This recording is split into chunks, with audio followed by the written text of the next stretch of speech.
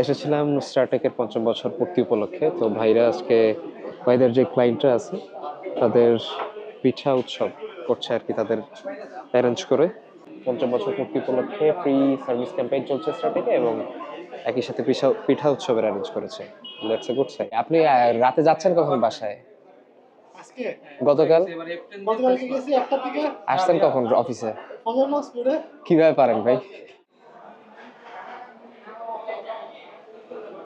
I must say যে স্টারটেকের যেই আয়োজন ছিল আনডাউটেডলি এটা খুবই ভালো ছিল, খুবই দারুণ ছিল। এবং সত্যি কথা বলতে ওদের যেই পিঠার আইটেমগুলো ছিল, অর্থাৎ গেস্টদের যেই পিঠাগুলো দিয়ে আপ্যায়ন করেছিল, প্রত্যেকটা পিঠাই মাশাআল্লাহ খুবই সুস্বাদু ছিল এবং হাইজিন মেনটেন করেই ওরা প্রসেস করেছে, মানে নিজেরাই তৈরি করে নিজেরাই সার্ভ করছে আর কি গেস্টদের।